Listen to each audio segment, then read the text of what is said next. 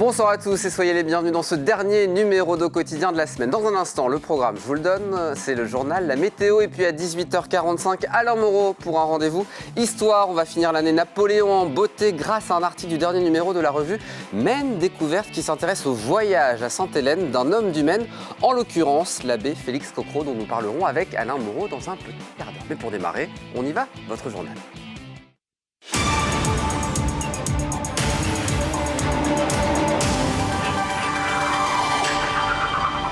Et le journal de ce vendredi est présenté ce soir par Laure Girard. Bonsoir Laure. Bonsoir Aurélien, bonsoir à tous. Au sommaire de cette édition, un nouveau service d'urgence sur le point de fermer en Sarthe. À l'hôpital de Mamers, Alençon, pas d'urgence pendant tout le mois de décembre. Une situation inacceptable pour les élus et les usagers, mais aussi les soignants, vous le verrez.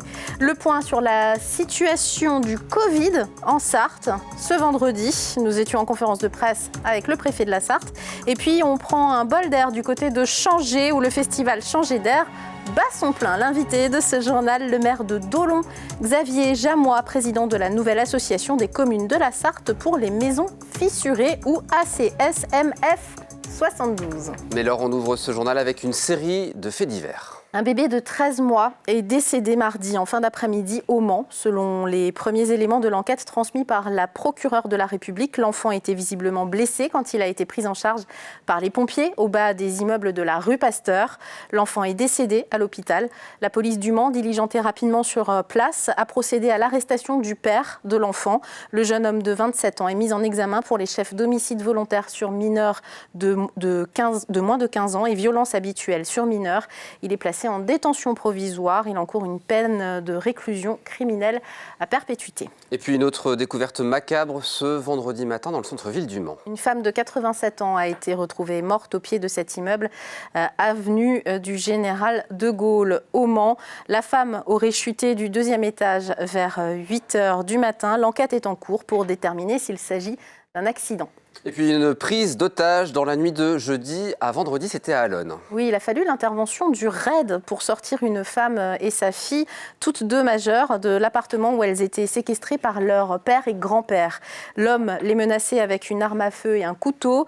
Les forces d'intervention n'ont eu aucun mal à procéder à cette opération. L'homme a été placé en garde à vue. On parle santé à présent et des vives inquiétudes à Mamers. Le service des urgences sera fermé pendant un mois à compter du 29 novembre à l'hôpital Mamers Alençon. Une décision prise par la direction confrontée à un manque d'infirmiers, usagers, personnels et élus prévoit de se mobiliser ce mardi 23 novembre contre cette fermeture annoncée. Anthony Piton. D'ici quelques jours, les patients trouveront une porte close. Les urgences à Mamers seront fermées tout le mois de décembre.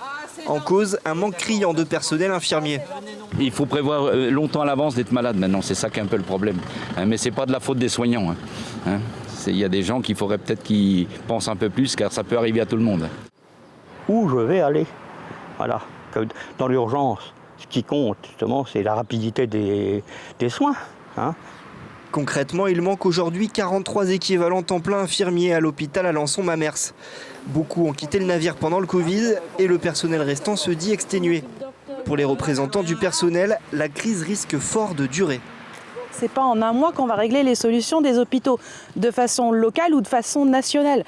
Donc l'annonce faite par la direction qu'éventuellement on fermerait les services, les urgences de Mamers pour un mois, ce n'est pas possible.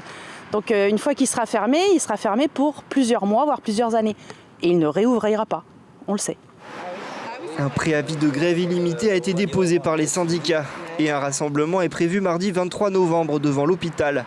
Le maire de Mamers sera présent en soutien avec les usagers et le personnel. Il y a des situations qui vont conduire à des drames, on le sait. Par ailleurs, dans l'hôpital de Mamers, il y a des personnes qui peuvent avoir besoin aussi des urgentistes. Il y a des personnes qui sont hospitalisées. Et s'il n'y a plus d'urgence, elles vont devenir quoi ? Elles risquent de mourir dans leur lit à l'hôpital. À l'hôpital de Mamers, 38 lits ont fermé depuis le début de la crise du Covid. Ça sera aussi le cas du service des urgences à partir du 29 novembre. Un Un point à présent sur la situation sanitaire qui se dégrade dans notre département, Laure. Oui, en Sarthe, 13 personnes sont en réanimation actuellement, dont 13 pour Covid. Le point en préfecture aujourd'hui en conférence de presse avec le préfet et le responsable de l'Agence régionale de santé en Sarthe. 76% de la population est vaccinée en Sarthe. Alors pourquoi le virus continue de circuler pour atteindre un début de 5e vague en cette mi-novembre ? Ce sont les classes d'âge des 65 ans et plus qui ont contribué finalement à se contaminer, à assurer la circulation du virus, avec la reprise des activités de lien social qui sont importantes évidemment, mais couplées à la diminution et au relâchement sur les gestes barrières, ça a expliqué tout simplement ce niveau de contamination. Et le temps aidant, de toute façon, on passe en contamination générale dans la population générale, qui explique qu'on a un taux aujourd'hui extrêmement important de contamination, 184 cas pour 100 000 habitants en population générale aujourd'hui. Pour freiner l'épidémie, l'heure n'est plus à la pédagogie pour le préfet de la Sarthe, mais au renforcement des contrôles de police-gendarmerie, notamment dans les établissements qui reçoivent du public, et donc à la verbalisation si besoin. Donc j'appelle vraiment à la responsabilité et les gestionnaires d'établissements, les propriétaires d'établissements et aussi nos concitoyens de se faire vacciner et donc d'utiliser le pass sanitaire et notamment le port du masque que j'ai étendu à tous les établissements, notamment soumis au pass sanitaire dans le département. Les derniers arrêtés préfectoraux concernant le port du masque sont maintenus. Il est obligatoire en Sarthe dans tous les lieux où il y a forte concentration de personnes, intérieures ou extérieures. La vaccination, le port du masque et les gestes barrières sont toujours le socle de la stratégie nationale pour contenir l'épidémie. Il est l'heure d'accueillir l'invité de ce journal. Ce soir, c'est le maire de Dolon, Xavier Jamoin, qui est sur le plateau également, président de la nouvelle association des communes de la Sarthe pour les maisons fissurées. Alors les maisons fissurées, ça touche aujourd'hui, d'après les derniers chiffres, 143 communes sur les 354 en Sarthe, ça fait beaucoup. Plus de la moitié ont adhéré à l'association à ce jour. Que cherchez-vous à faire reconnaître par le biais de cette association, monsieur le maire de Dolon ? Alors, en fait, nous cherchons à faire reconnaître, nous travaillons pour faire reconnaître des maisons fissurées pour les sinistrés qui sont nombreux aujourd'hui en Sarthe.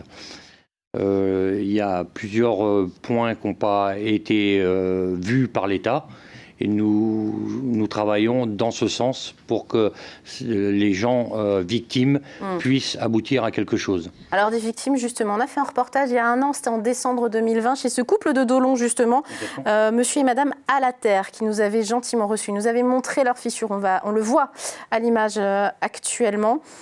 La maison s'est encore dégradée à ce jour. Comment vont-ils ? Que deviennent-ils, ce couple ? Comment vont-ils malheureusement à contre-cœur, et bien à contre-cœur, je peux vous le garantir, ils ont quitté Dolon, ils ont laissé leur maison. Cette maison est appelée à destruction dans les 2-3 ans qui viennent. C'est pas un cas isolé, malheureusement. Vous en avez vu beaucoup depuis que vous avez créé l'association il y a quelques mois. Bien sûr. Là, actuellement, on se rend compte que par rapport... la sécheresse date de 2018-2019, donc il y a eu des gens touchés. On n'a pas bien pris en considération ce problème. Et ce qui se passe aujourd'hui, c'est que les fissures se sont agrandies. Et là, on se rend compte à l'heure d'aujourd'hui qu'il y a de plus en plus de maisons qui s'apprêtent à s'écrouler. Et pourtant, votre commune, comme d'autres, il y en a eu 17 par exemple en juin 2021, a été reconnue en état de catastrophe naturelle. Ça ne suffit pas, cette reconnaissance par l'État, la préfecture ? Non, très compliqué. Très compliqué, pourquoi ? Parce que l'état de catastrophe naturelle est reconnu sur quelques mois. Donc les gens qui ont été victimes avant, qui ne l'ont pas fait, qui n'ont pas fait la demande, ils ne bénéficieront jamais de subventions. Par exemple, qui ont subi la grosse chaleur de juillet 2018, alors que effectivement l'état de catastrophe naturelle est reconnu en juin 2021. Là, ils n'entrent pas dans les clous. Ils sont pas dans les clous. Non, complètement. En plus, il faut savoir que en 2018, quand il y a eu des recours de catastrophe naturelle, les délais étaient extrêmement rapides, c'est-à-dire que les gens, il n'y avait pas d'information. Donc même les élus n'avaient pratiquement aucune information. Ce que ça veut dire, c'est que les assureurs ne jouent pas le jeu aujourd'hui ? Alors concrètement, je pense oui. Concrètement, je pense que oui. Il faut qu'aujourd'hui, les assureurs jouent le jeu. On a aujourd'hui des communes qui sont reconnues en catastrophe naturelle. 9 sur 10, les experts de différentes assurances, je vise aucune assurance, bien évidemment, ne jouent pas le jeu. Ils refusent, les experts refusent la catastrophe naturelle. L'association va prendre un avocat, tenter de faire des études, ça coûte cher, il va forcément falloir passer par les tribunaux ?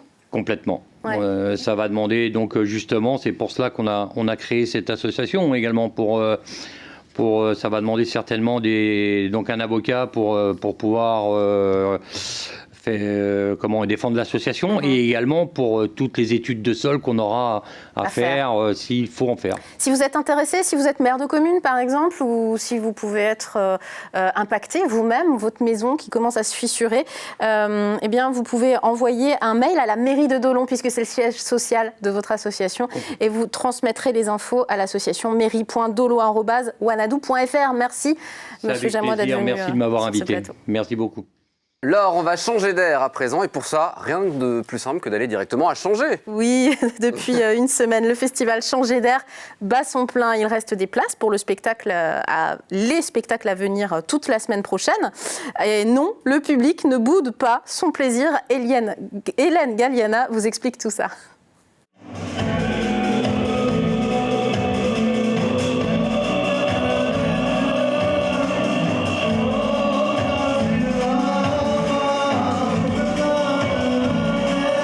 Pour ces 30 ans, pas de destination particulière pour le festival Changer d'air. C'est la diversité des cultures qui est proposée au public cette année. Les organisateurs embarquent les spectateurs pour un tour du monde pendant 2 semaines. Et après la crise sanitaire qui a stoppé l'événement en plein élan, le public est au rendez-vous pour son retour. On sent vraiment l'envie des gens de renouer avec le spectacle vivant dans une salle, rencontrer des artistes, vivre des émotions dans une même salle et rencontrer l'artiste après à la fin. C'est ça qui fait un peu le sel de ce qu'on fait et on est très heureux de voir qu'ils reviennent. C'est très timide au niveau des réservations. Les gens ont du mal à se projeter, à réserver à l'avance. Par contre, le soir même, souvent, la salle est quasiment pleine. Donc ça, on est plutôt content. C'est une autre forme de public, c'est-à-dire qu'on n'est pas habitué, c'est-à-dire qu'avant, les gens réservaient, etc. Là, aujourd'hui, c'est un peu du dernier moment, suivant l'actualité, suivant les normes, les protocoles, etc. Donc nous, on s'adapte aussi. La salle s'adapte constamment par rapport au public qu'on peut accueillir. Il reste encore une semaine de spectacles et de rencontres pour le festival. Rendez-vous au Centre socio-culturel François Rabelais de Changé. Et on finit le journal avec une belle création du côté de l'abbaye royale de l'Épau. Inauguré ce vendredi soir, Anima Ex Musica, bestiaire utopique, est à voir jusqu'au 13 mars 2022. Un cabinet de curiosités utopiques réalisé principalement à partir d'instruments de musique. C'est très très beau comme vous le voyez. Des insectes concoctés par le collectif Tout reste à faire, composé de Mathieu Desailly, plasticien, Vincent Gadras, constructeur, David Chalmin, compositeur de musique et Olivier Claus, scénographe sartois. Les tarifs 5,50 € pour les adultes, 3 € pour les 10-17 ans et c'est gratuit pour les plus jeunes. Profitez-en, lumière, images, musique et grosses petites bêtes qui laissent place à notre imaginaire. Voilà. Grosse petite bête, c'est très très mignon. C'est mignon. C'est mignon. Merci beaucoup, alors c'est la fin de ce journal. Beaucoup d'événements autour de tout ça. Et ça fait du bien pour finir ce journal en tout cas. Allez, une page de pub, la météo, et vous ne bougez pas, on se retrouve juste après avec Alain Moreau.